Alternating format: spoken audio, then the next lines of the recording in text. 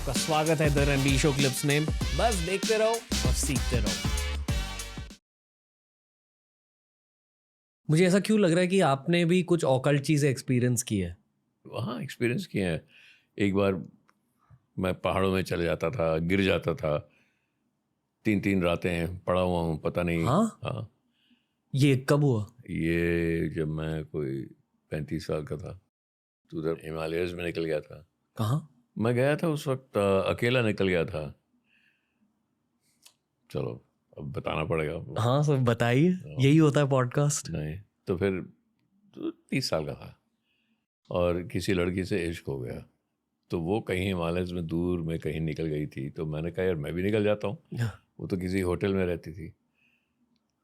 तो मैंने कहा कि अच्छा, तो लोगों ने, पागल हो गए, रात को हिमालयस में निकल जाओगे, गुम जाओगे, रास्ता आपको आता नहीं है, और आपने ये जो कपड़े आपके पास है नहीं, विंटर है। मैं कहा देखें क्या होता है, निकलते हैं। मैं निकल गया। फिर मुझे रात को पता नहीं कहाँ जा रहा हूँ। मैंने कहा अब तो गया मैं, अब तो मर गया। तो एक पत्थर पर जाकर बैठ गया और एक्सेप्ट कर लिया कि डेथ आ रही है, क्योंकि वो पसीना आता था तो पसीना जम जाता था। वो ऊपर से वो निकालो तो फिर ठंड से मर जाओगे। बट डर नहीं लगा, मुझे इतना याद है, डर नहीं लगा। ये एक्सेप्टेंस थी कि अभी मैं निकला हूँ, या पत्थर पे बैठा हूँ, हिमालय में बैठा है, ठंड है, डर नहीं लगा। पर इतना ख्याल आया यार, मेरी मदर जो दिल्ली में हैं, सब कहते थे ओ शील जी थोड़ा मुंडा देखो, चार्टर्ड अकाउंटेंसी कर रहा है कितना, एक लफ्ज़ कहते हैं ना, वो doing very well for himself. उससे बड़ी घिन थी मुझे। तो मेरी मदर बेचारी जाएंगी दिल्ली में कहीं की, तो कहेंगे वो की हुआ शेखर दे पुत्र, शील दे पुत्र नु, वो किसी हिमालय की कुड़ी दे पीछे पै गया और वहीं जाकर मर गया। मेरी बेचारी माँ, ये नहीं डर लगी मैं मर जाऊंगा कि यार बस ये मम्मी की टेंशन आ रही मम्मी थी। की टेंशन कैसे कैसे सहेंगी कि ऐसा हुआ। फिर सामने एक पहाड़ है अमादबलम करके, माउंट एवरेस्ट के साथ ही है वो। द मून रोज, चांद निकला, बादल हट गए, चांद निकला और बिल्कुल स्नो था। और ऐसा वाइट सफ़ेद वो रिफ्लेक्शन आई स्नो की, मुझे ऐसा लगा यार ये माउंटेन मुझे कुछ कह रहा है, बात कर रहा है, कह रहा है उठ ना, अब निकल जा। उठ गया, फिर निकला, बच गया। अगर वो बादल ना हटते तो शायद वहीं बैठे बैठे मर जाता। और वो कोई एक्सेप्टेंस की, आएगा डेथ आएगा। लेकिन माउंटेन ने कहा नहीं, अभी तेरा टाइम नहीं है, अभी उठ, चलना शुरू कर। फिर चलना शुरू कर दिया। फिर दिन चढ़ा।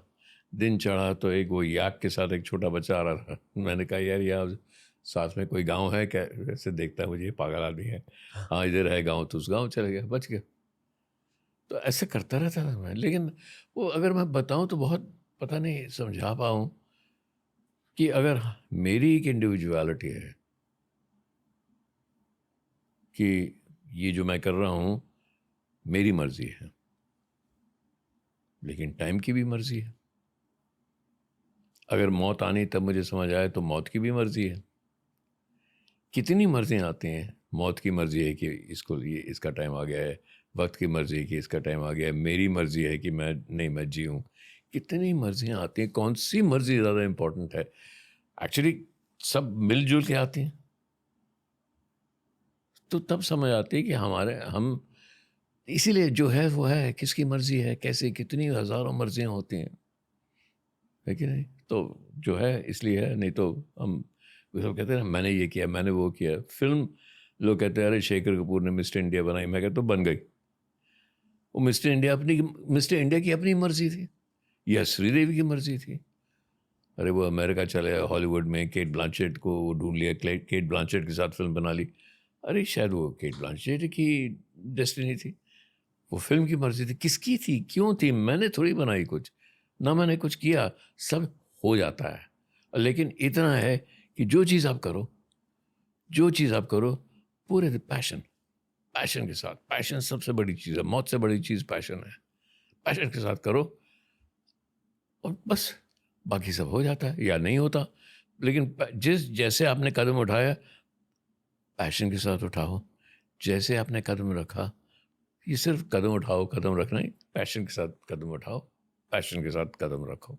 जो चीज़ आप करो, जैसे मैं बात कर रहा हूँ, नहीं तो बात ही है, लेकिन अगर पैशन के साथ बात करूँगा, जैसे अब मैं कर रहा हूँ, तो बातों से आगे कुछ है। क्यों है पता नहीं, मैं यहाँ बैठा हूँ आपसे बात कर रहा हूँ, मैं ये पूछ रहा हूँ कि मैं क्यों बैठा हूँ, लेकिन वो सवाल है या क्यों बैठा हूँ उसका कोई हल नहीं होगा अगर पैशनेट नहीं करूँगा, ऐसे बोर करके बैठ जाऊँगा तो फिर फ़ायदा क्या, इस मोमेंट का फ़ायदा क्या।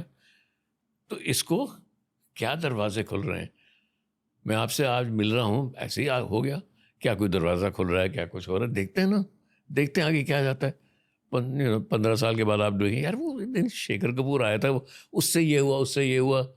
होता है, सब कुछ होता रहता है, क्या होने वाला है वो किसकी मर्जी है, मर्जी की मर्जी है, बस यही बात चल रही है ज़िंदगी में, मर्जी की मर्जी होती है और कुछ नहीं।